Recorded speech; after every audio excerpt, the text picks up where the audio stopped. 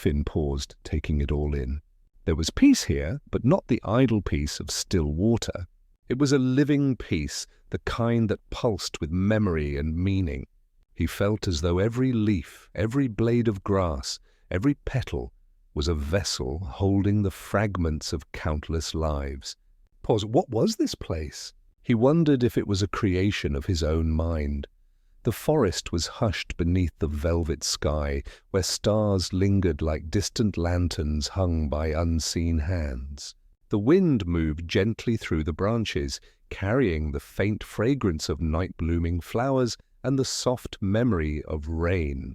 In this silence, Finn found himself standing at the edge of a clearing he did not remember walking into. His boots were damp with dew, his breath slow and even, as though he had stepped into a place outside of ordinary time. There, against the farthest tree, stood something that seemed out of place, and yet it did not disrupt the natural order. It was a door. Freestanding, unattached to wall or frame, glowing faintly as if lit from within. It did not shimmer like magic in the stories Finn had heard. Instead, it hummed softly, the way a seashell hums when held close to the ear. It was not a door of this world, but one that seemed to belong to the secret rhythm of sleep itself. Finn's hand twitched at his side, uncertain whether to draw closer. He wondered if the door had been waiting for him all along, and if so, had he always been destined to find it in this particular dream. Pause. Dreams, after all, are curious things.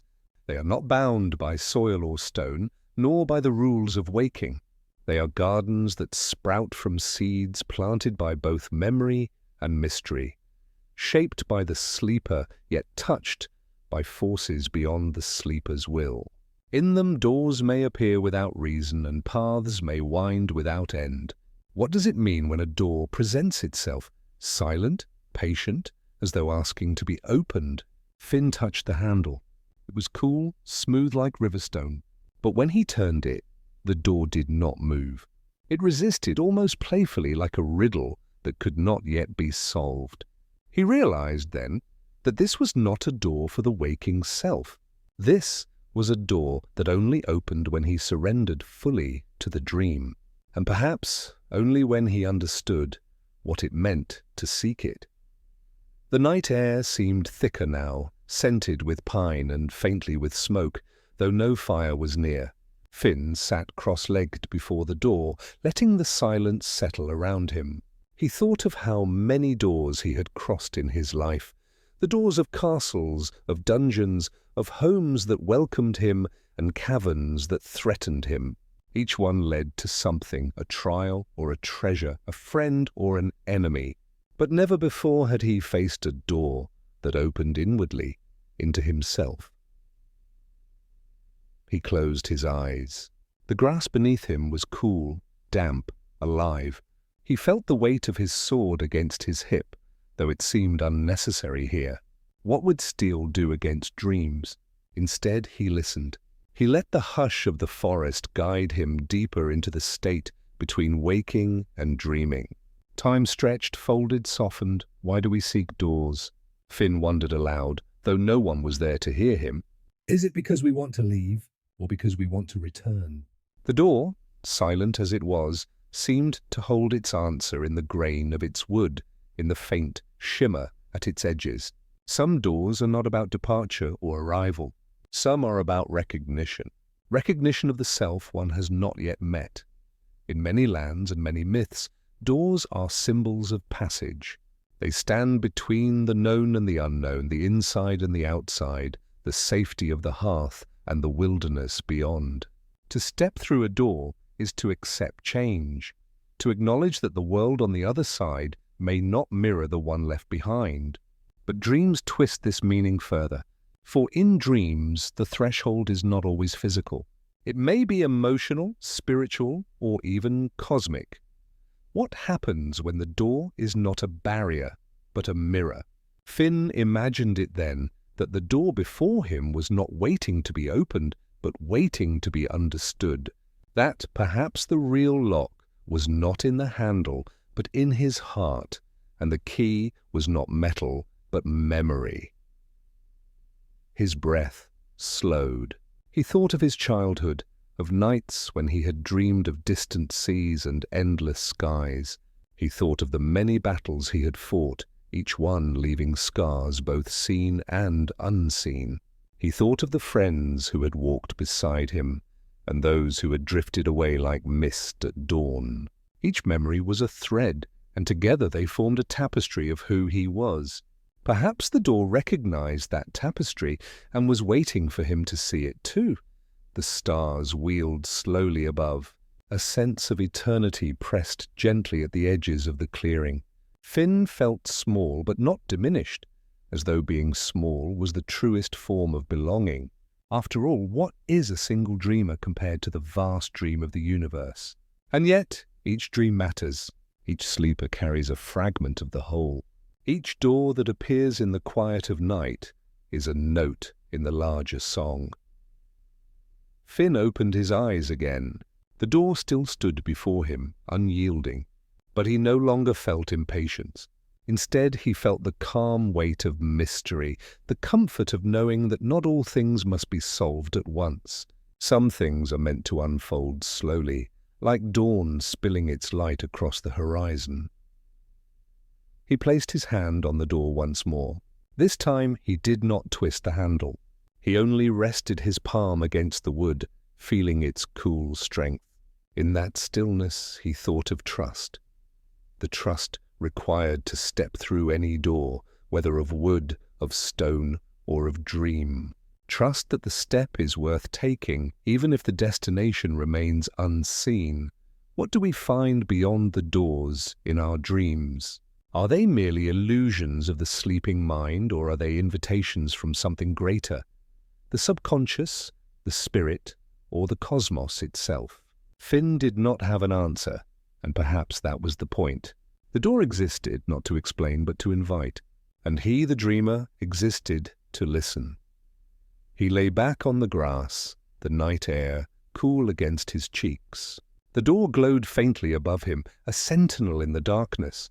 His eyelids grew heavy, though he was already in a dream. He thought of the many layers of dreaming, how one could dream within a dream, how each layer peeled away a little more of the waking mask until only the essence remained. Perhaps beyond this door was such a place, a dream beneath the dream, and if so, was he ready to see it? The silence deepened, wrapping him like a blanket. The stars blurred into streams of light. The forest faded into the soft rhythm of his own heartbeat. The door was the last thing he saw before sleep carried him deeper. It did not open. Not yet. But it waited, patient as eternity, knowing that he would return. The dream dissolved, but its echo remained. Finn awoke with the faintest memory of the door, like a whisper at the edge of thought. He carried it with him into the waking world, not as a puzzle to solve, but as a promise. Some doors only open when the soul is ready, and readiness is not measured by strength of arm or sharpness of blade, but by the gentleness of surrender. As he rose, the morning sun brushing the land in golden light, Finn felt the dream settle within him like a seed. One day he would dream again. One day the door would open. For now, he would walk between two worlds, the waking and the dreaming, each reflecting the other, each teaching him how to listen. Pause. And so begins the story of the door that opened only in dreams. The dream returned softly, like mist curling over a still pond at dawn. Finn found himself walking on a narrow path of white stone, each step echoing faintly as though the ground itself remembered his footsteps. Around him stretched a vast garden, unlike any he had ever seen in the waking world. The air was fragrant with blossoms he could not name, flowers that seemed to shimmer between colors as though indecisive about what hue to take. Trees leaned gently overhead, their branches heavy with fruit that glowed faintly, as if nourished by starlight instead of soil. In this place, the sky was neither day nor night. It was a pale twilight, washed with hues of lavender and silver, as though the sun and moon had agreed to share the sky for a while. A soft breeze moved through the leaves, carrying with it the murmur of voices, whispers too faint to decipher, yet familiar enough to stir something deep within. Or, if he had stumbled into something larger, a garden woven from the dreams of many, a collective memory that existed beyond any single sleeper. He walked slowly, letting his fingertips brush the tall flowers that lined the path. Their texture was soft and velvety, and when he touched them, faint images flickered at the edges of his vision. A child's laughter, the warmth of a hearth, the sound of a river rushing after rain. Each touch was like opening a tiny window into someone's past, though he could not tell if it was his own or another's. It occurred to him then that perhaps this garden was not merely beautiful. Perhaps it was a place where memory took root, where the moments that defined a life were planted like seeds, blossoming in the soil of sleep. Some flowers carried joy, others sorrow, yet all of them bloomed together without judgment. Finn stopped before a tree whose bark shimmered faintly, like silver under water. He pressed his palm to its trunk. At once he was flooded with memory, the feel of grass beneath his feet as a child, the call of Jake's voice somewhere close by, the sunlight slanting across their shared adventures. He saw his younger self, laughing with the reckless freedom of youth. For a moment, he felt the warmth of those days as though he were reliving them. Then the vision faded, leaving him with a quiet ache, the sweetness of what had been, the longing to hold it again. The song of the river swelled, rising and falling like breath. Finn sat back on the moss, listening. He thought of the many times in his waking life when he had felt uncertain, standing at the crossroads of choice, to fight or to flee, stay or to move on, to protect or to let go. Each decision had carried weight, but each had also opened a path that could not have existed without the closing of another. Why then do we mourn the futures not lived? He wondered. Are they truly lost, or do they live on here, sung by rivers in the dreaming world? Perhaps they are never gone. Perhaps they flow alongside us, unseen but ever present, shaping us with their quiet absence. Is this what dreams do? Finn wondered. Do they not only carry us into the unknown, but also return us, gently, to the pieces of ourselves we might have forgotten? Perhaps that was why the door, in his first dream, had not opened. It was waiting for him to remember, to gather the fragments of who he had been before he could step into who he was meant to become. He walked further. The path curved, leading him into a grove where the trees grew in perfect circles. In the center stood a fountain, its waters glowing faintly blue, like liquid moonlight.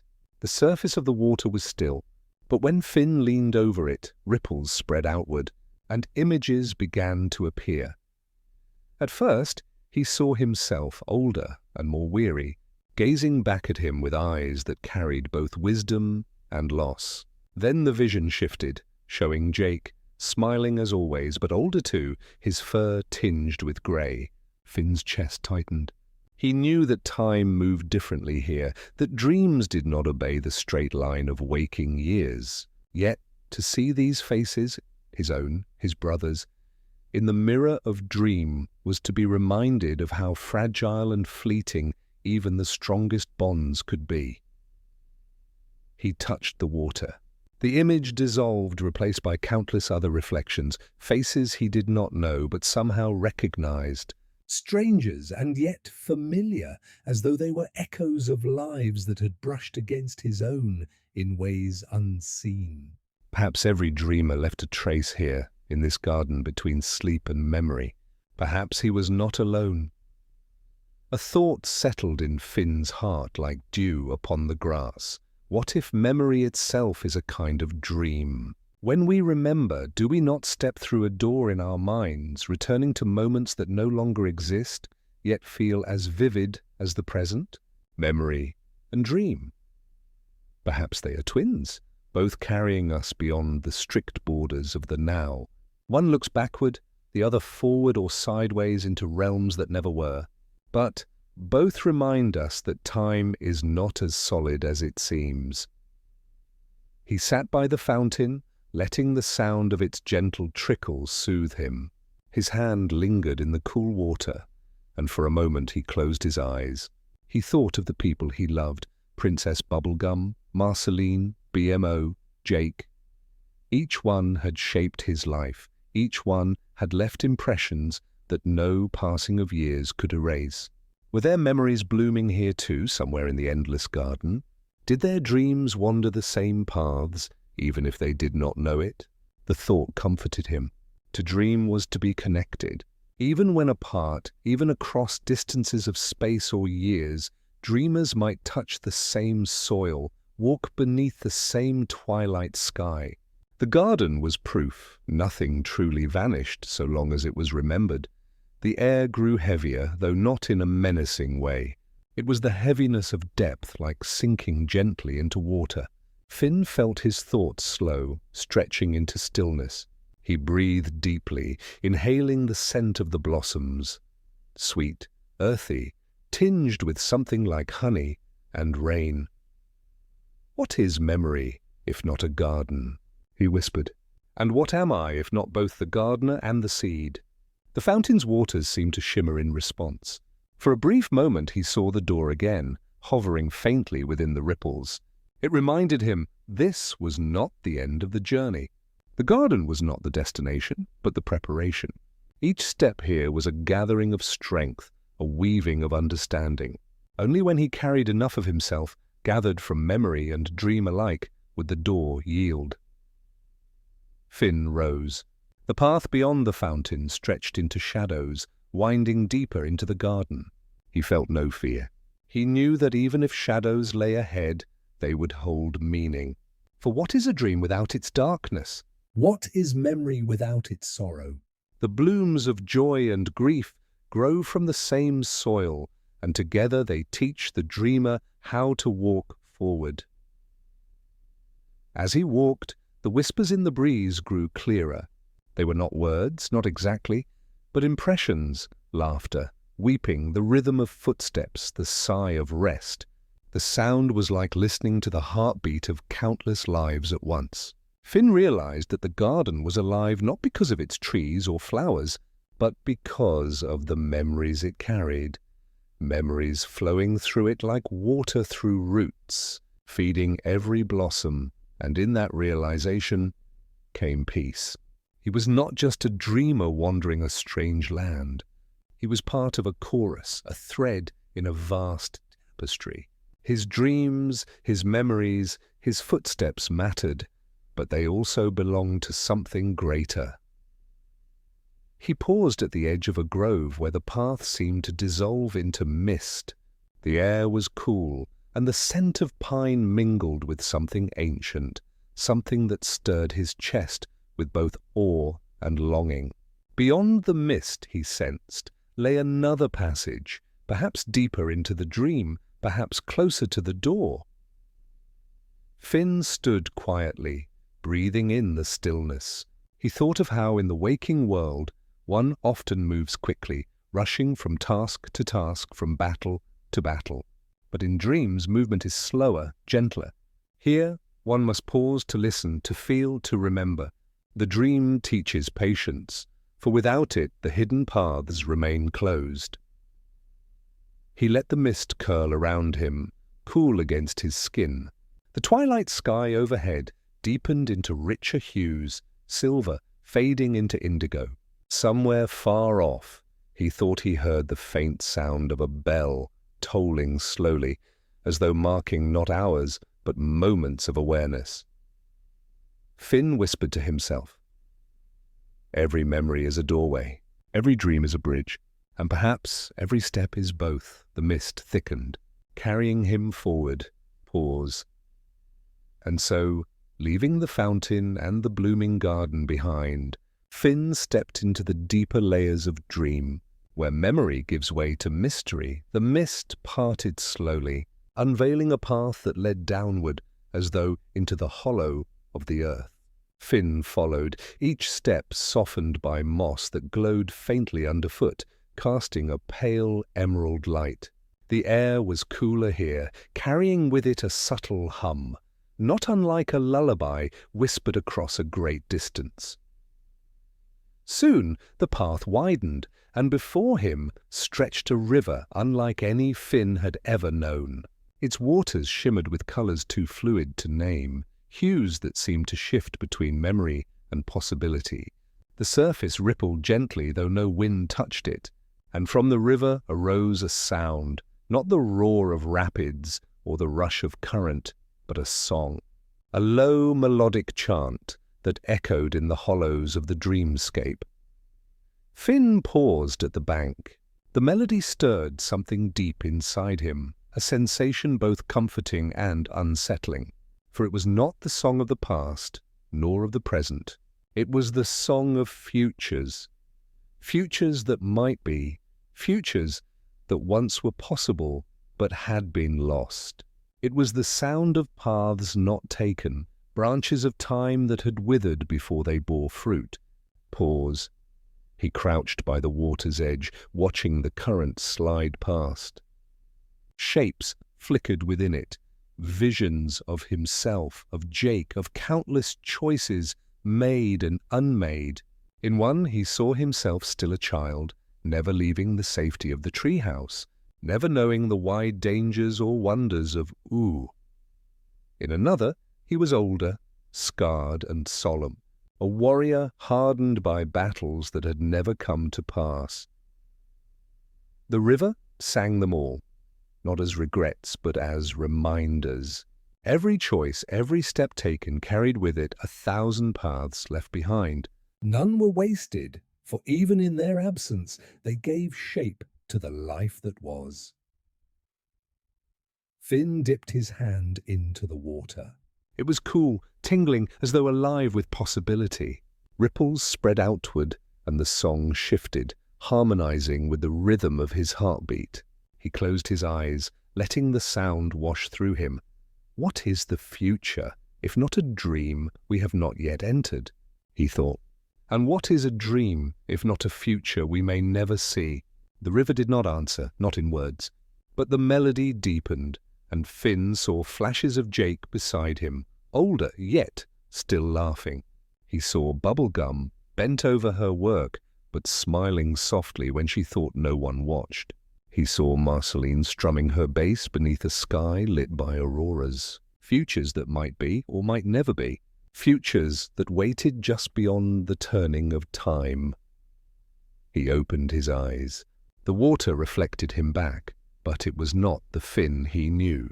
It was 1,000 versions of himself, layered and shifting, brave, fearful, weary, hopeful, each one a thread, and together they wove the fabric of possibility. He thought then of the door, the silent, patient door that had first appeared in his dreams. Was it tied to this river? Was it not only a passage of memory but also of potential? Perhaps the door was not about entering a place but about stepping into a version of oneself, and perhaps it could only open when he understood that the self is not one but many, every choice, every dream, every path shaping who he was and who he might yet become. The air trembled, and Finn noticed a figure across the river. At first, it seemed only a shadow, but slowly it took shape. It was himself, or rather a version of himself. This Finn was older, his hair longer, his eyes heavier with the weight of years. He stood silently watching across the water. Finn felt no fear. He simply gazed back, curious. The other Finn lifted a hand in greeting, though he did not smile. His expression was thoughtful, even solemn, as though he carried truths that words could not easily hold. Then, without a sound, the figure dissolved into mist, leaving only the shimmering river behind. Finn exhaled slowly. The dream was showing him what he had long suspected, that the self is not a single thread, but a tapestry of possibilities. The choices made, the choices left behind, all of them wove together to create the present moment. And perhaps, beyond the door, he would see the weave more clearly. The song shifted again, softening into something gentler, almost like a lullaby. Finn lay back on the mossy bank, letting the melody wash over him. He thought of Jake and how his brother often reminded him not to dwell too heavily on what-ifs. "The now is what we've got, bro," Jake had said once. "The rest is just extra toppings." Yet here, by the river, Finn understood something deeper. The what-ifs were not wasted thoughts. They were not burdens. They were part of the dream, part of the song. They shaped him as surely as the moments he had lived. To ignore them was to ignore part of himself. The river seemed to agree. Its waters shimmered brighter, as though acknowledging his understanding. Finn whispered softly, "Every future forgotten is still remembered here." Pause. The words lingered in the twilight air. As he sat up again, Finn noticed a bridge spanning the river just downstream. It was delicate, made of woven branches that glowed faintly with silver light. The bridge seemed impossibly fragile, yet it held steady, arching gracefully across the singing waters. He rose, curiosity guiding him. Each step across the moss felt lighter, as though the river itself urged him forward. When he reached the bridge, he hesitated, gazing into the shimmering depths below. The song was softer here, more personal, almost as if it was singing directly to him. He placed his foot upon the bridge. It did not sway. Instead, it resonated, vibrating faintly like a harp string touched by wind. Each step he took produced a soft tone, blending with the river's melody. Together, they formed a harmony that felt ancient and infinite. Finn crossed slowly, savoring the music. It was as though each step was a note in a song he himself was writing, a song woven from his life and his dreams. By the time he reached the other side, the river's melody had shifted once more, carrying within it both his past footsteps and those yet to come. On the far bank, the path continued upward, leading into a forest of tall, dark trees. Their trunks were etched with patterns that glowed faintly like constellations carved into bark. Finn glanced back at the river, watching its shimmering current fade into the distance. The song lingered in his ears, soft and steady like the memory of a heartbeat. He understood now. The garden had taught him remembrance. The river had taught him possibility. Both were needed, for to open the door in his dream, he would need to carry both memory and future within him, holding them together in balance. He touched the nearest tree, tracing the glowing patterns with his fingers. The bark was warm as though alive. Ahead, the forest whispered, promising new mysteries. Finn stepped forward, his heart calm. The river's song remained with him, not as sorrow, but as strength. For even the forgotten futures had their place in the story of who he was becoming. Pause. And so, leaving the river behind, Finn walked deeper into the dream, toward the forest where silence and starlight waited. The path wound upward into a forest unlike any Finn had walked before. The trees were immense, their trunks rising like pillars into the twilight sky, their branches spreading wide and heavy, with leaves that shimmered faintly in silver and green. But what struck Finn most was not their size, nor their glow. It was the silence. This was not the ordinary hush of woodland night. It was deeper, denser, as though sound itself had grown tired and chosen to rest. Even Finn's footsteps seemed muffled, as if the moss beneath him absorbed not only weight, but voice. He paused, testing the silence with a cough, but even that faded almost instantly, swallowed by the thick air. And yet, the silence was not empty. It was full in the way that oceans are full of unseen depths. The stillness pressed against him, not with menace, but with expectation. as though the forest itself was listening, waiting, measuring the sound of his breath. Finn felt a shiver trace his spine. He had faced monsters, witches, liches, and labyrinths of stone, but never had silence itself seemed to carry such presence. He walked carefully, every movement deliberate.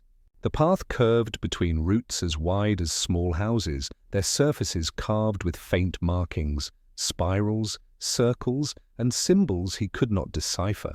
Some glowed faintly, others seemed merely etched by time. As he brushed his hand against one, the silence deepened further, and for a moment he thought he heard something stir beneath it, a faint echo of his own thoughts, returned not as sound but as vibration. The forest remembers, he thought. It remembers not in words, but in stillness. He wondered then if silence itself could be a kind of speech, one that required the dreamer not to speak, but to listen with more than ears. Perhaps this was why the forest seemed so alive without sound. It spoke in patience, in presence, in the quiet that lies beneath all noise. As he wandered deeper, Finn began to notice shapes flickering between the trees. Not shadows, not exactly, more like outlines made of absence, darker than the air around them. They moved with him, keeping their distance, never fully showing themselves. Yet he felt no fear. Instead, he felt recognition, as though these silhouettes were not strangers, but echoes of himself. He stopped and breathed deeply, letting his awareness expand. The shapes gathered, standing silently among the trunks. They were his silences. All the words he had never spoken, all the thoughts he had held back, all the moments where language had failed. Here, in the forest, they had taken form. One stepped closer. It had his outline, but hollow, like a figure made from smoke. It raised its hands slowly, and Finn raised his in response. Their palms did not meet, but the air between them hummed faintly, like the space between two tuning strings. "What do you want to tell me?" Finn whispered, though he knew words were unnecessary here. The figure did not move, but Finn felt its meaning settle into him like dew. You do not always need to speak. Some truths live best in silence. He thought of moments in his waking life. The quiet companionship of sitting beside Jake without words. The peace of watching the sun set alone. The stillness after a long battle when only breathing remained. These were silences that spoke more than words ever could, and yet he often rushed to fill them, afraid of emptiness. But emptiness, the forest seemed to say, is not absence. It is presence in its purest form. Finn sat at the base of a great tree, the bark warm against his back. He closed his eyes, letting the silence wash over him. At first, his thoughts clattered noisily, trying to fill the space. But slowly they quieted. His breath slowed. The stillness seeped into him, not as weight, but as clarity. It was then he noticed the true sound of the forest, not silence, but resonance. A faint vibration hummed beneath everything, steady and deep, like the note of an ancient instrument. It was not heard with ears, but felt with bone and heart. Finn thought of the river he had just crossed, the song of forgotten futures. That river had been loud with possibility, full of visions. But here the forest offered no visions, no voices. Only stillness. And in that stillness, he realized, lay a different kind of truth, the truth of being. What am I without words, without action? Finn thought. Am I still myself, even in silence? The forest seemed to answer, yes, you are not your noise. You are the space that holds it. He exhaled softly, and the weight he hadn't known he carried lifted. All the battles, all the adventures, all the identities he had claimed, they were like ripples on the surface of a vast, still lake. Beneath it all was quiet, steady, infinite. As he opened his eyes, the figures of silence faded back into the trees, dissolving into stillness. He felt no loss. They had given him their message, and that was enough. The path continued, winding upward through the towering trunks. This time, Finn did not rush. He walked slowly, savoring each step, listening to the way his breath seemed to harmonize with the forest's resonance. He realized that silence was not empty. It was the canvas on which every sound, every word, every memory was painted. Without silence, sound has no meaning. Without stillness, movement has no rhythm. Without pause, there is no song. After what felt like both hours and moments, Finn came upon a clearing. In the center stood a pool of still water, perfectly round, reflecting the forest canopy above. The surface was so calm it looked like a mirror, showing not only the trees but the faint shimmer of stars beginning to pierce the twilight sky. Finn approached, kneeling at the edge. His reflection stared back at him, softened by the dreamlight. He dipped his fingers into the pool, and the ripples spread outward, breaking the silence into soft, concentric waves. The sound was gentle, a faint chime, as if water itself had been holding its breath until now. Finn smiled. Even silence, it seemed, longed for release. He whispered to the water, "Thank you." The ripples stilled. The forest grew deeper in its quiet. But within Finn something had shifted. He no longer feared silence. He understood it as a companion, a teacher. He rose and looked beyond the pool. The path continued, fading into shadows that stretched like dark velvet between the trees. But instead of unease, he felt calm. The silence had given him strength, not through noise, but through stillness. He thought again of the door. If memory had been the garden and possibility had been the river, then silence was the ground upon which both grew. To walk through the door, he would need all three: memory, possibility, and stillness. Only then would he be whole enough to enter. Finn placed his hand on the nearest tree trunk, feeling the faint vibration pulse through it. It was the same resonance he felt in his chest. The forest and he were not separate. They shared the same silence, the same breath. He whispered softly, "I'll carry you with me." And with that, he stepped back onto the path, moving toward the deeper shadows where new mysteries awaited. Pause. The silence followed him, not as emptiness, but as a steady presence, like a friend walking beside him, unseen but always felt. The forest faded behind, but its lesson lingered. Every word needs silence. Every dream needs stillness, and every door requires the quiet pause before it opens. The path grew steeper as Finn left the forest behind. The silence followed him, not as a burden, but as a companion, steady and calm. Soon the ground beneath his feet shifted from soft moss to stone, smooth and pale like moonlight pressed into the earth. The trees thinned, then vanished altogether, until Finn found himself standing at the base of something vast. It was a tower. Not a tower built by human hands, nor by any wizard's craft. This tower seemed to have grown from the bones of the world itself. Its surface was not brick or mortar, but crystal and stone interwoven, spiraling upward in seamless curves. It shimmered faintly with starlight, though the sun had not yet fully set. And above, so far above that Finn had to crane his neck until it ached, the tower pierced the heavens, vanishing into a crown of distant stars. He drew a long breath, his heart steady but alert. This was not a place for fear, yet its grandeur pressed upon him. The tower seemed older than time, and yet alive, as though it had been waiting for him specifically. At the base of the tower, a single archway opened, tall and narrow. No door barred it, no guardian stood watch. It invited him silently, like the hush between two notes of music. Finn stepped forward. The The stone beneath his boots felt warm, humming faintly like the forest before, but sharper now, tuned higher, as though the silence had become a chord. Inside, the air shifted. The chamber was vast, circular, with walls that curved upward endlessly. No torches burned, yet the space glowed faintly, lit by veins of crystal embedded in the walls. At the center of the chamber spiraled a staircase, narrow but unbroken, climbing higher and higher until it vanished into the unseen.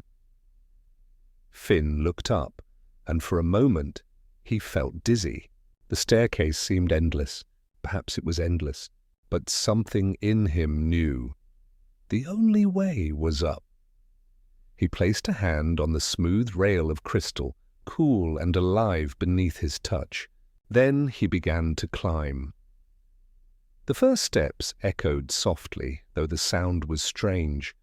Not quite an echo, but a resonance, as though the tower remembered each footfall. His breathing joined the rhythm, steady and slow. Step by step, he ascended. The higher he climbed, the stranger the air became. The glow of the crystals dimmed, then brightened, shifting colors like slow tides, pale blue, violet, silver, gold. The staircase curved endlessly, and yet he did not tire.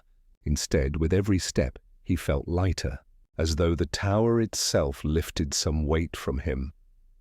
After what felt like hours, or perhaps only moments, he reached the first landing. The landing was small, no more than a balcony that jutted from the wall. Yet when Finn looked out, his breath caught. For beyond the balcony was not stone or mountain, but sky. He was already above the clouds. The world stretched out beneath him, veiled in mist and silver light. Rivers wound like glowing threads, forests shimmered faintly, mountains rose and fell like waves frozen in time. And above it all the stars had awakened, clear and sharp, scattered across the vast dome of night. Finn leaned on the balcony rail, staring in quiet awe. He had seen the stars many times before, camping with Jake, journeying across deserts, sailing dark seas. But here they felt closer, not distant lights, but presences. Each star pulsed faintly as though breathing, and as he gazed, he felt something stir within him, a memory, not of the past, but of the future. He saw himself standing on another balcony, older, taller, his face lined with time. He stood alone but not lonely, gazing at the same stars. He felt the weight of countless adventures, battles, losses, joys, and still he climbed. The Finn of the future whispered across time, "The stars are not far. They live inside you." The vision faded, but the feeling remained, soft as a promise. Finn stepped back onto the staircase and continued upward.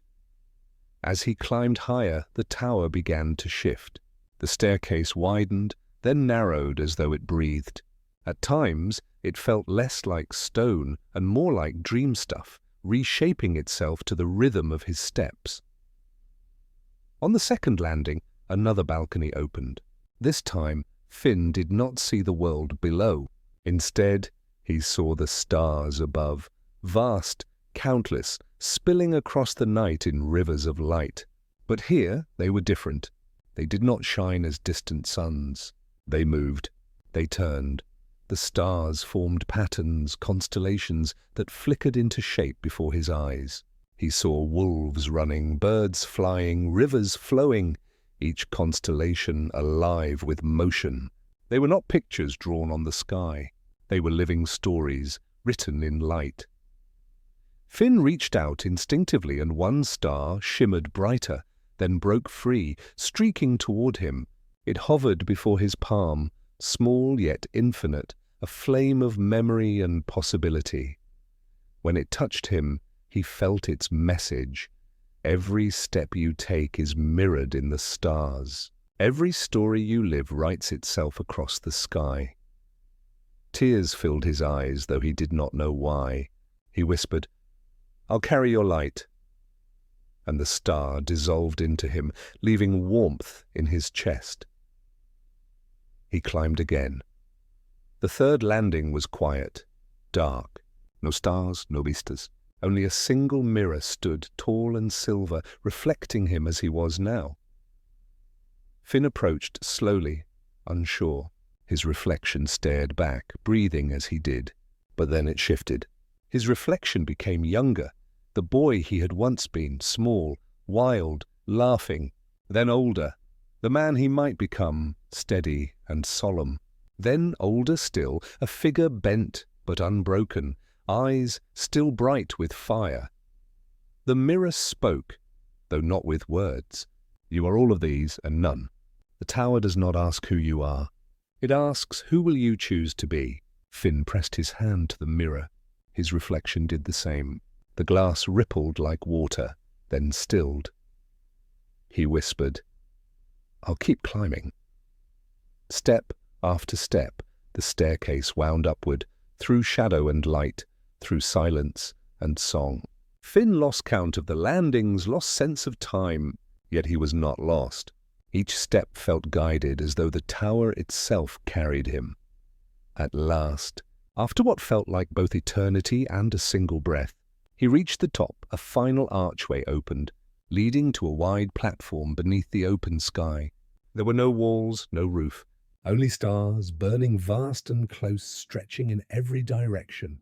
The air was thin but clear, filled with the scent of infinity. At the center of the platform stood a single object, a chair carved from crystal, facing the endless sky. Finn approached, his footsteps soft. He did not sit. Instead, he stood beside it, gazing upward. The stars pulsed gently, and he understood. This was not a throne, not a place of power, but a place of stillness.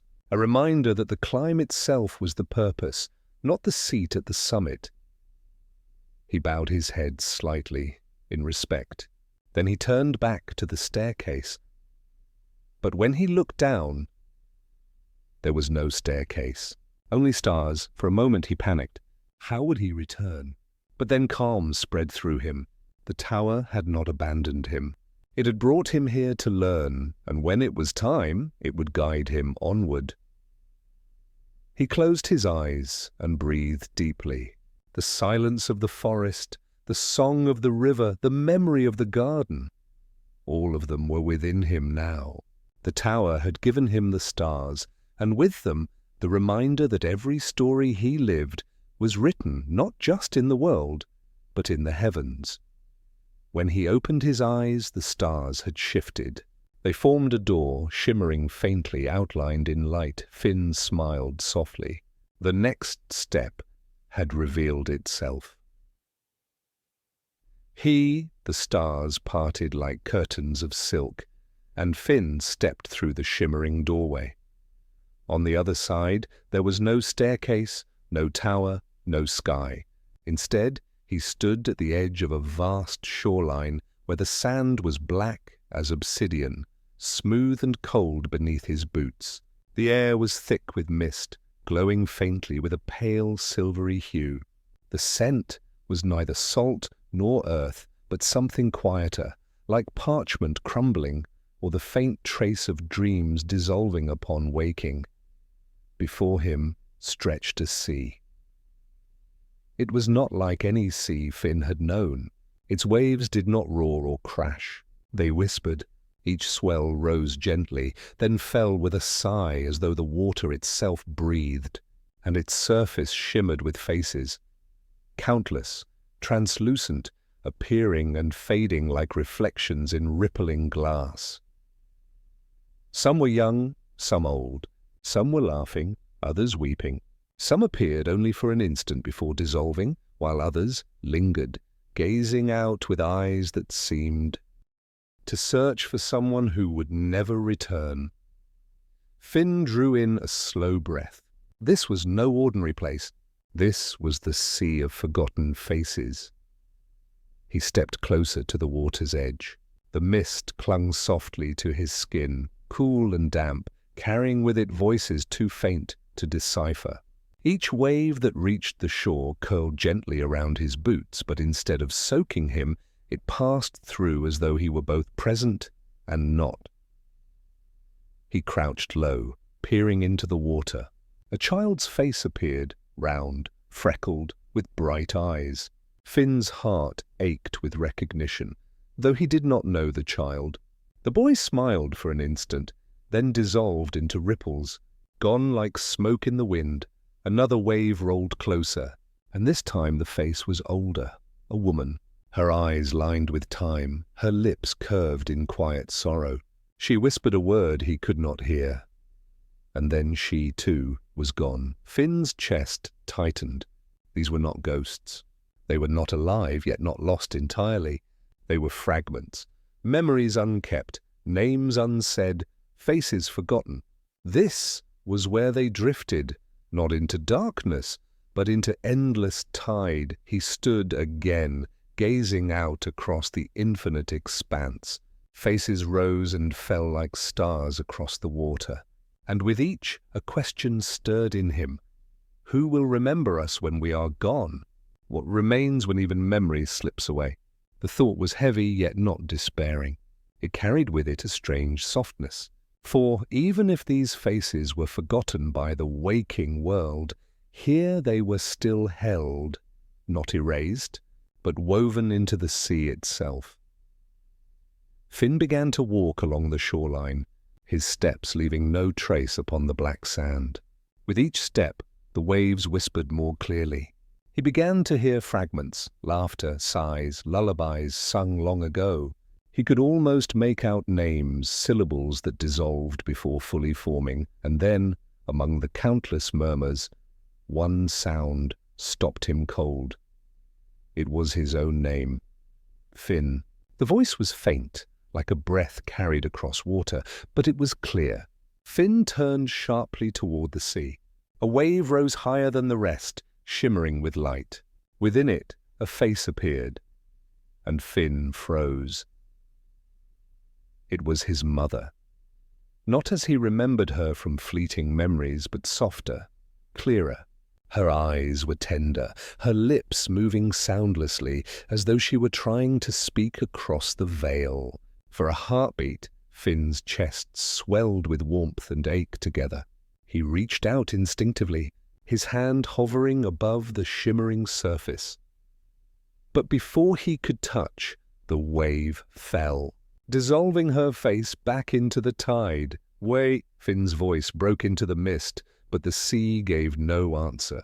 Only whispers, only sighs. He stood trembling, the ache in his chest raw and quiet. Was it truly her, or was the sea only showing him what he most longed to see? He sank to his knees, staring into the tide. Faces continued to rise and fall, indifferent to his searching. Some smiled, some cried, none stayed. Finn whispered softly to himself, "Am I destined to forget too? Will someone one day walk this shore and see my face fade in the water?" The mist pressed close as if listening, and then a voice stirred, not from the sea, but from within him, a voice both familiar and strange, echoing from his deepest quiet. To be remembered is not the same as to be alive. Memory fades, But every kindness given, every love held, ripples onward beyond remembrance. Even when your face is forgotten, the light you carried will remain. Finn closed his eyes. He let the ache soften like a knot slowly unwinding. Perhaps the sea was not meant to be feared. Perhaps it was only a mirror, reminding him that forgetting was not the end. When he opened his eyes, he noticed something new. A boat had appeared, small and simple, its hull carved from pale wood, floating upon the whispering tide. No oars lay inside, no sail. It seemed to wait for him, patient and still. Finn rose slowly. His legs felt heavy, but his heart steadier now. He stepped into the boat. The moment he did, it drifted forward without push or pull, carried by the tide itself. The mist thickened as the boat glided. Faces rose and fell around him, some brushing close to the hull, their eyes luminous in the silver light. None spoke, but Finn felt their presence, not accusing, not pleading, simply existing. Fragments of stories unfinished. The sea seemed endless. Time blurred. Finn let his gaze soften, listening to the rhythm of the tide. The whispers no longer felt haunting. They felt like lullabies woven from the lives of countless souls. At last the boat slowed. The mist thinned, parting like a curtain. And there, rising from the endless water, stood an island. It was small, no larger than a meadow. Its surface was covered in white grass that shimmered faintly, as though each blade carried its own light. At its center grew a single tree, tall and graceful, its branches silver, its leaves translucent like crystal. Beneath the tree the ground glowed softly, as though something within the earth burned with memory. The boat touched shore. Finn stepped out. As his boots pressed into the grass, he felt warmth rise through him, not fire, but remembrance. He approached the tree slowly. Its trunk pulsed faintly with light, and when he laid his hand against the bark, vision stirred. He saw faces. Not strangers now, but ones he knew. Jake's wide grin, Princess Bubblegum's sharp eyes softened with kindness, Marceline's smirk hiding sorrow, countless friends and foes alike. Each flickered through him, not as ghosts but as moments, memories woven into his bones, and then, deeper still, he saw himself. Not just as he was now, but in fragments of who he had been and who he might become. He saw the boy who had first taken up a sword, the young hero racing across fields, the man weary yet still standing. Each self looked back at him with quiet recognition. The tree whispered, not with words, but with presence, "You are not forgotten. You are carried." And in carrying others, you ensure they live on. Finn's eyes burned with tears, but they did not fall. He leaned his forehead against the bark, breathing deeply. The sea's ache softened into calm. The faces may fade, names may dissolve, but the ripples endure. When he finally stepped back, the mist began to stir again. The tree shimmered, its leaves swaying though no wind blew. Behind him, the boat waited once more, ready to carry him onward. Finn turned toward the sea. He whispered softly into the mist, not knowing who would hear. "I'll remember, and even when I forget, I'll keep carrying the light," the tide whispered back, soft and endless. And as Finn stepped into the boat again, he felt the sea release him, carrying him forward not as a prisoner of forgetting, but as a keeper of remembrance. The mist closed in, the island fading behind. Ahead, a new glow shimmered faintly on the horizon, not silver this time, but golden, like dawn pressing through a dream. Finn straightened, calm in the drifting silence. The sea had given him its lesson, and now it carried him to the next, stepped forward. And the stars opened. The golden shimmer on the horizon drew closer, and the mist thinned until Finn's boat glided upon water, clear as glass.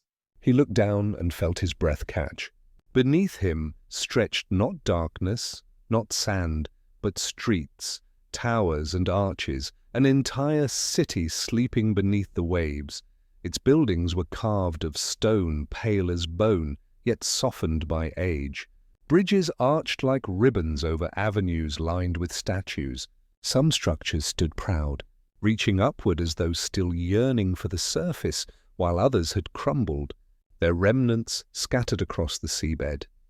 Light shimmered through the water, glinting from the tips of spires, flowing across domes that seemed to breathe faintly with the pulse of the tide. The city was not dead, it was dreaming. Finn leaned over the side of the boat, staring in awe. The silence of the sea deepened, and for a moment he felt as though he too had sunk beneath the waves, walking those endless streets. The boat slowed, then stopped. A ripple passed beneath it, and the water stirred with a path of light. Without hesitation, Finn stepped out, and found the water bore his weight like solid ground. His boots left ripples, yet he did not sink. He walked forward, following the glowing path until he reached the edge of the submerged city. There, a staircase of coral rose from the depths, curling upward until it met the surface. Finn descended. The water closed over him, cool and heavy, but he could breathe as though it were air. His body felt lighter, his movements slow yet graceful, as though the sea itself guided each step. And then he was within the city. The streets stretched wide, paved with stone that shimmered faintly as if dusted with starlight. Statues lined the avenues. Men, women, children, all with eyes closed, expressions serene.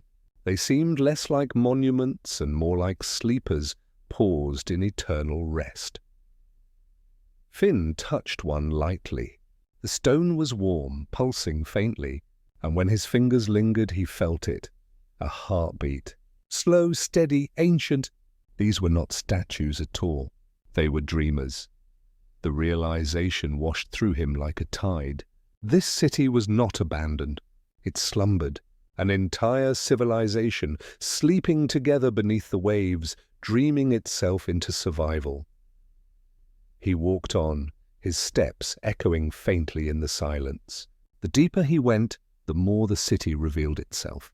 Market squares lay empty, yet alive, fountains frozen in mid-splash, yet glowing faintly with inner light.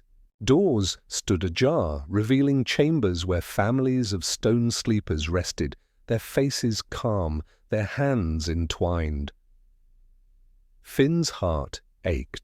Who were they? Why had they chosen to slumber so deeply? Had they sought escape from time, from war, from loss? Or had they wished only to preserve themselves against the forgetting tide?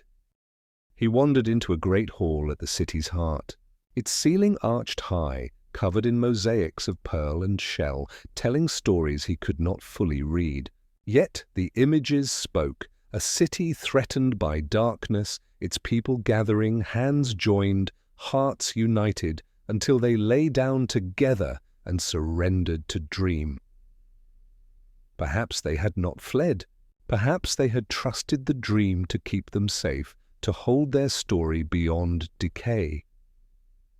In the center of the hall, upon a dais, lay a single figure different from the rest, a woman carved of stone and light, yet her eyes were open, glowing faintly like embers. She watched him, though she did not move.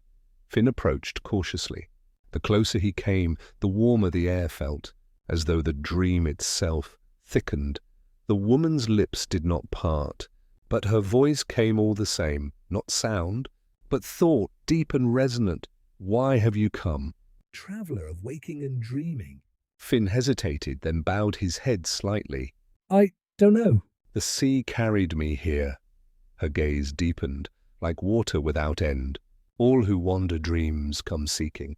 Some for answers, some for refuge. Which are you? He swallowed.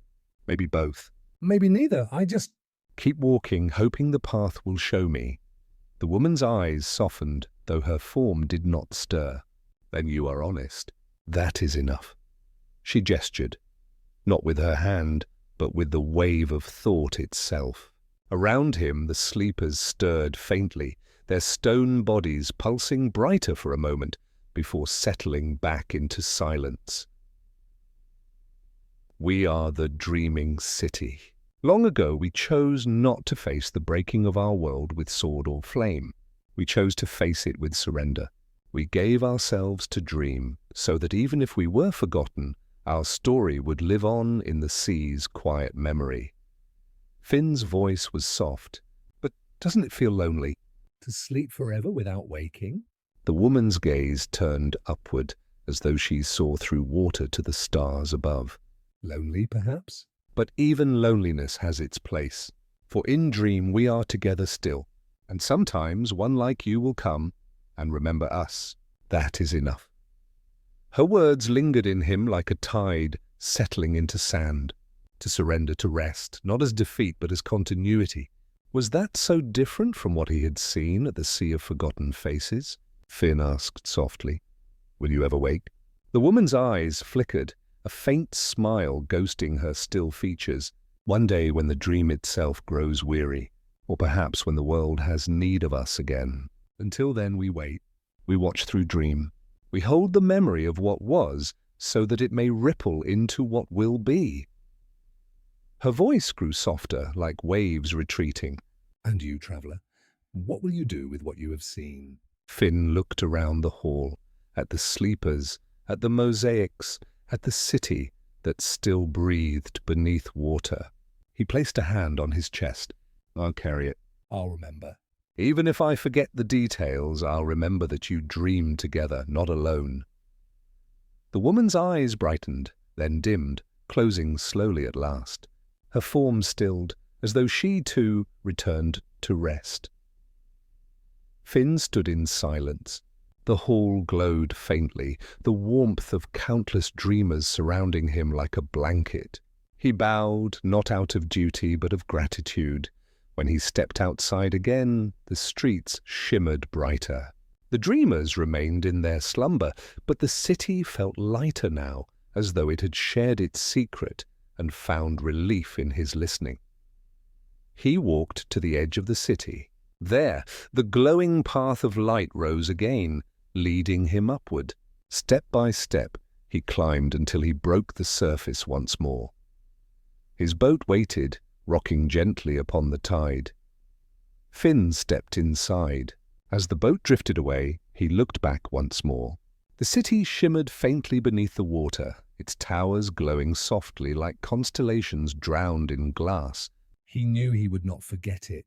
Not fully. The sea carried him onward, and the mist gathered again.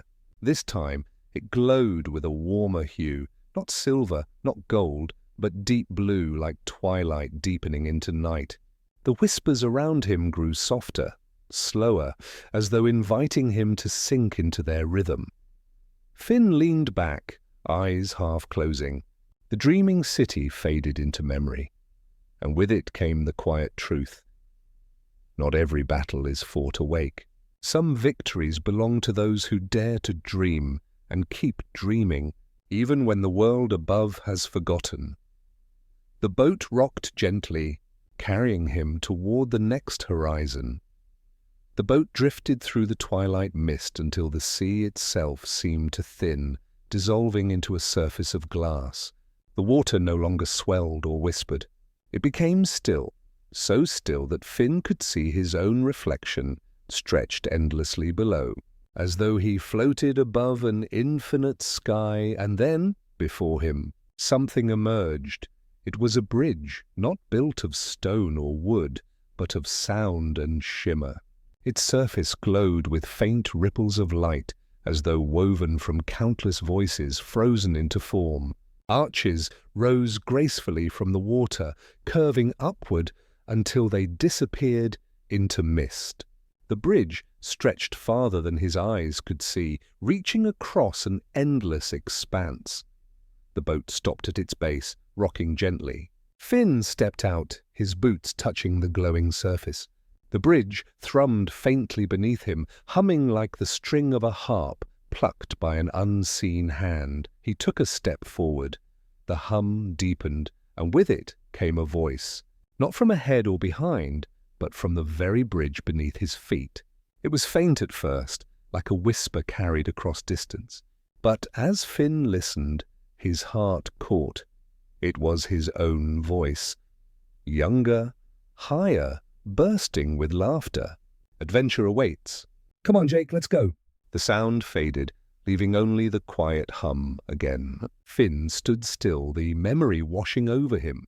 The bridge had spoken not in riddles, but in echoes, fragments of his own past, drawn forth by each step. He breathed deeply, then continued. Another step. This time, Jake's voice boomed, warm and playful, teasing. Don't sweat it, bro. I got your back. The sound curled around Finn like a hug, aching and tender. He smiled softly, though his throat tightened. The echo dissolved into the mist, leaving only memory's aftertaste. Step after step. The bridge sang, Princess Bubblegum's voice, sharp yet kind. You're stronger than you think. Finn! Marceline's wry laughter. Don't grow up too fast. Kid. Flame Princess's fire-lit whisper. Even fire needs gentleness sometimes. Each voice rose, lingered, then fell back into silence, as though the bridge itself carried the weight of every bond he had ever known. The further Finn walked, the deeper the echoes reached. They no longer spoke only of joy. Some carried pain, his own voice again, raw with grief. Why did you leave? A cry of battle, desperate and strained. A friend's goodbye, choked and quiet. Finn paused, his chest heavy. The bridge did not judge. It did not comfort. It only reminded, was this what memory truly was? Not just joy or sorrow, but both together. A chorus of every step taken, every bond made and broken. He closed his eyes. He let the ache settle. Then he moved forward again. At the midpoint of the bridge, the mist thinned and the sky opened above. It was not the sky of day or night, but a vast canvas of shifting color. Deep blue, pale silver, soft gold, all flowing together like watercolors bleeding across parchment. And upon that sky, voices wove not just from the past, but from beyond. He heard himself, older, steadier. It's okay. You did enough. Rest now. He heard Jake again, though quieter, distant, like a memory of tomorrow. Don't worry, bro. Everything circles back. He heard voices he didn't know yet, calling his name with warmth, with grief, with love yet to be lived. Finn shivered. The bridge no longer echoed only what had been, but what could be, what would be, what might be lost or found. He whispered softly, "Am I walking toward them, or away?" The bridge hummed, not answering, but resonating with the question itself. As he continued, the echoes deepened. They were not voices alone now, but feelings, impressions, scents. The smell of grass after rain, the sting of ash from battle's fall, the warmth of a campfire shared with friends, the weight of a sword in his hands. Each step unfolded another layer of his story, not in sequence, but in chorus.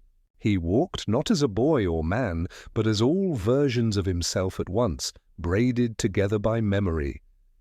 The bridge beneath him glowed brighter, threads of light weaving and unweaving like living veins. He realized then, the bridge was not made of stone or sound. It was made of him.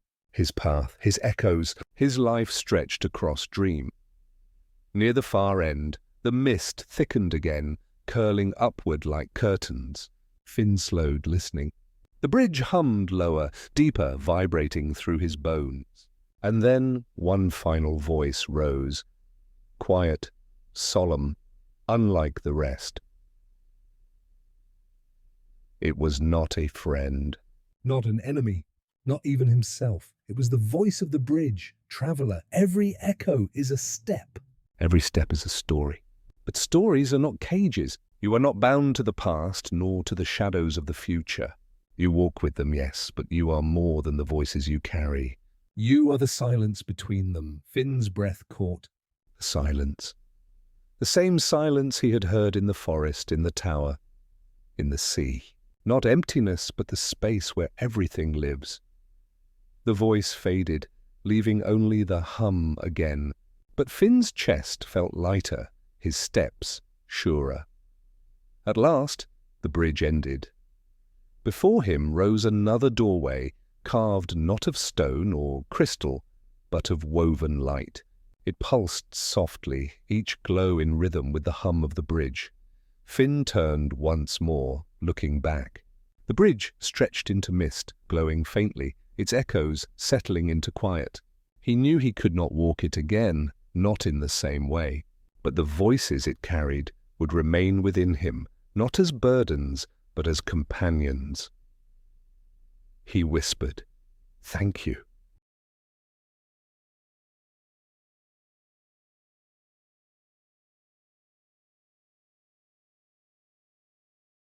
The bridge thrummed once, low and steady, as though in reply.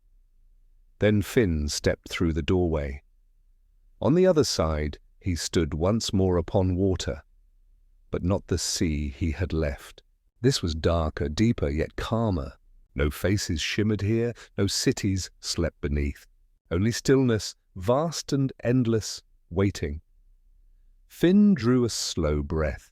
The echoes still lingered in him, but now they were quiet. He felt not overwhelmed, but balanced, as though the bridge had braided his memories into something whole. Ahead, another glow shimmered faintly. Not gold, not silver, but green, like the first breath of spring. The journey was not done, but Finn was ready. He stepped forward, and the water carried him toward the next dream. The water beneath Finn's feet slowly rippled, as though stirred by an unseen breeze. The green glow ahead grew brighter, gathering into shapes that swayed and unfurled. He soon realized he was no longer walking across water at all, but across roots, vast glimmering roots that spread outward in every direction, weaving together like threads of a living tapestry. As he stepped forward, shoots sprouted from the roots. Buds unfolded into blossoms, leaves rustled into being, and vines braided themselves into gentle arches above his path. The world around him was becoming a garden, but this was no ordinary place of flowers and trees. The blossoms glowed faintly, shimmering in hues not of this world. Some petals were translucent like glass, others pulsed faintly like the rhythm of a heartbeat, and some blooms were not flowers at all but familiar objects. A wooden sword he once carried, a toy bear he had forgotten, a stone from a field where he once lay beneath the sun. The garden was alive with everything once lost. A breeze passed through, carrying scents he thought he would never smell again. The warm sweetness of Jake's pancakes, the tang of peppermint that lingered in Bubblegum's laboratory, the smoky ember scent of Flame Princess's hair when she laughed beside him. Each fragrance lingered like a gentle memory, wrapping him in tenderness and ache. Finn whispered, "Is this—" Everything I left behind." The garden rustled as though in reply. The vines shifted softly, petals bending toward him like listening ears. He felt no judgment, no demand, only welcome. He walked deeper. The path curved beneath tall trees with bark shimmering silver and gold. Upon their branches, fruits glowed faintly, each one containing an image within. He stopped at one, a round fruit glowing blue. Inside he saw a scene, himself and Jake sitting on a hill, laughing at nothing, watching clouds drift. He reached out, touched the fruit gently. Warmth spread through his palm, and the scene within shimmered before fading back to stillness. Finn stepped away, heart swelling. These fruits were not meant to be eaten. They were meant to be remembered. Deeper still, he found a fountain at the center of the garden. Its water did not rise or fall, but floated upward in small globes, drifting like fireflies before dissolving into mist. Each droplet carried faint echoes. A song Marceline once sang, the sound of grass crunching under his boots, Jake's voice calling, "Bro!" with that mix of joy and exasperation. Finn knelt by the fountain. He let one droplet land on his hand. As it touched his skin, he heard another voice, one softer, younger, one he barely recognized. His own voice from when he was very small. "Don't be scared." "I'll protect everyone." The words pierced him, both tender and heavy. That was the boy he had been, the boy who believed protection meant never breaking, never failing. He whispered to the fountain, "I couldn't always keep that promise." The water shimmered. The droplets continued to rise untroubled. The garden did not scold him. It only returned what had been forgotten, offering it back with quiet love. As Finn rose, he noticed something beyond the fountain, a small path overgrown with vines. Unlike the rest of the garden, it seemed hesitant, as though unsure if it should reveal itself. He pushed through the vines gently, and there, in a hidden clearing, he found a single tree. It was not tall or radiant like the others. Its bark was rough, scarred. Its leaves were sparse, yet beneath it lay objects he knew too well. His broken swords, pieces of armor, fragments of shields. Each one carried the weight of battles lost, promises unfulfilled, moments where he had faltered. This was not the garden of joys. This was the garden of regrets. Finn knelt, his breath trembling. He touched the hilt of a shattered sword. A memory rushed through him, the sting of failing someone he swore to protect. He touched another fragment and felt the echo of anger that once burned too hot. For a moment, the weight of it pressed down on him, heavy as stone. He whispered, "Why keep these? Why grow a tree of everything I wish I could undo?" The branches above rustled, and a single leaf drifted down. As it touched his hand, he felt not judgment, but release. Perhaps the garden was not punishing him with these memories. Perhaps it was returning even his regrets, because they too were part of his story. Without them, the laughter, the love, the triumphs would not shine so brightly. Without shadows, the light could not be seen. Finn let out a slow breath. "Okay," he murmured. "I accept this tree too." The branches shimmered faintly as though in reply. When he stepped back into the central garden, he noticed something had changed. Flowers bloomed brighter. The fountain's droplets rose higher. Even the air felt lighter, as though the garden itself had sighed with relief. Finn realized then, the garden of returning was not only about giving back what had been lost. It was about wholeness, about weaving joy and regret, triumph and sorrow into a single living tapestry. And perhaps it was about letting him know he had never truly lost anything at all. Everything was here, waiting, held gently by the dream. As he lingered, he felt a stirring, a sense that the garden wished to show him one last thing. He followed a narrow path lined with glowing moss until he reached another doorway, hidden within a living arch of vines. This doorway was different. It was not radiant or shimmering. It was simple, woven of leaves and branches, with blossoms that smelled faintly of rain. Finn stood before it, heart steady. He felt the weight of all the garden had returned to him. The laughter, the warmth, the regrets, the promises. They rested in him not as burdens but as roots grounding him. The garden whispered, not in words but in presence, "Carry it all." "For it is all you are," Finn bowed his head softly. "Thank you."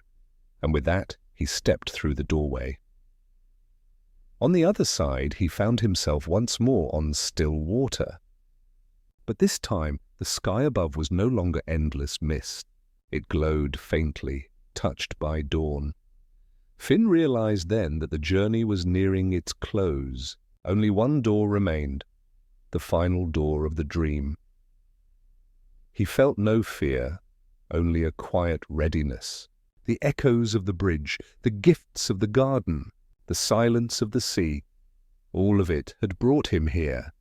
Ahead, on the horizon, a final light flickered. Finn walked toward it. The horizon glowed faintly, like the edge of a candle flame trembling against the vastness of night. Finn walked across the still water, his reflection stretching endlessly beneath him. With each step, the world around him grew quieter, as though even the air were holding its breath.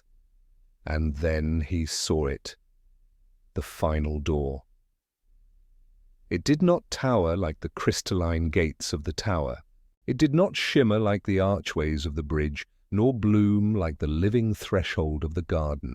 It was small, simple. A door of weathered wood with a brass handle, standing alone upon the endless water. It looked like it belonged in a cottage, or perhaps in a hallway of some forgotten home. And yet, the way it stood there, unshaken, waiting, made it more mysterious than all the others. Finn slowed his steps, his heart calm but alert. This was the door he had been moving toward since the dream began, the door that opened only in dreams. As he approached, he noticed faint carvings etched into its surface. Not words but shapes. A star, a tree, a sword, a flame. A crown. Each one glowed softly, then dimmed, like fireflies fading into night. He recognized them not as symbols of others, but as pieces of himself. Adventures lived, choices made. He placed his hand upon the door. The wood was warm, pulsing faintly like the rhythm of a heartbeat. His own heartbeat. He paused. Was he ready? The water around him rippled, and from the stillness rose the voices of those who had walked beside him. Jake's voice. Steady and smiling. Wherever you go, bro. I'll be there. Bubblegum's voice, wise and resolute. Every door is just another beginning. Marceline's voice. Playful yet tender. Don't be afraid of endings. They're just songs changing key. The voice of the garden. Whispering, carry it all. The hum of the bridge. Resonating. You are the silence between the echoes. And at last, his own voice, quiet but strong. I am ready. He turned the brass handle. The door opened with no creak, no weight, just silence and then light. Not blinding, not harsh, but soft and vast, like dawn spilling gently across a sleeping land. Finn stepped through. Inside, there was no chamber, no throne, no treasure, only a vast expanse of sky filled with drifting clouds tinted by colors that shifted with every breath. Blues melting into gold, pinks dissolving into silver, and upon that sky, countless doors floated, some near, some far, some flickering faintly like stars, others radiant like suns. Each one led somewhere, to another dream, another story, another self. Finn realized then this was not the end of his journey. This was the heart of the dreaming, the place from which all paths unfurled. He stood still, gazing at the endless doors. A question stirred in him, which one should I open? Which dream is mine? But as soon as the thought formed, he felt a deeper truth. He did not need to choose, just one. For every door was his in some way. Every path would open when it was meant to. The dream had not brought him here to pick a single future. It had brought him here to remind him that all futures, all memories, all selves were woven together. The boy who laughed with Jake, the hero who carried a sword, the wanderer who walked bridges of echoes. They were all one, and, in the silence, Finn smiled. A gentle breeze passed through the sky, carrying scents of grass, salt, and fire. The clouds shifted, and one door drifted closer to him. Unlike the others, it did not shine. It was simple, wooden, with scratches upon its frame.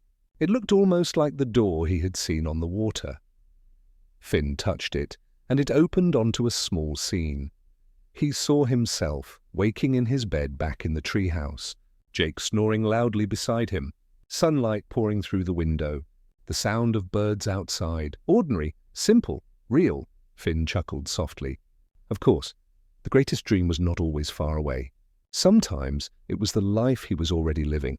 He stepped back from the door. He did not pass through it, not yet. Instead, he looked once more at the endless expanse of possibilities, and he bowed his head in gratitude to the silence that had guided him, to the bridge that had echoed him, to the garden that had returned him, to the companions who had walked with him near and far, and to the dream itself for showing him what he had always carried within. The sky grew softer. The doors shimmered like distant stars, fading gently, not with finality but with promise. Finn closed his eyes, breathing deeply.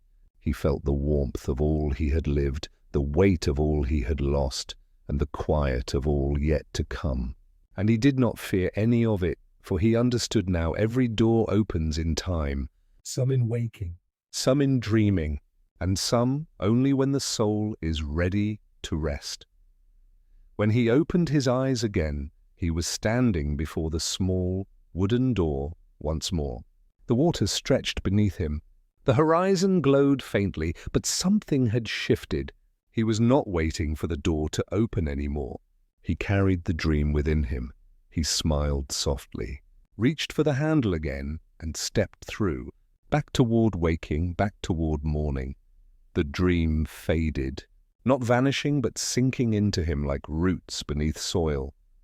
And in the quiet, Finn whispered, "Thank you." And so the dream closes. The door that opened only in dreams has carried us through forests of silence, towers of crystal, bridges of echoes, and gardens of returning. Each step Finn took was not just a path through another realm, but a journey inward, into memory, into regret, into joy, into wholeness. Perhaps we too walk such bridges in our sleep. Perhaps the gardens of what we have lost still bloom quietly within us, waiting to be seen. And perhaps the doors we long for most are never far away, but resting gently in the lives we already hold. As you drift now toward your own dreams, let this story soften into silence. Let the echoes settle. Let the garden of your heart return to you the things you thought were gone. And if you find yourself before a door in your sleep, know that you do not need to rush to open it. Simply breathe and rest and trust that when the time is right, it will open for you. Until then, may your night be gentle, your dreams kind, and your heart untroubled. Please, good night.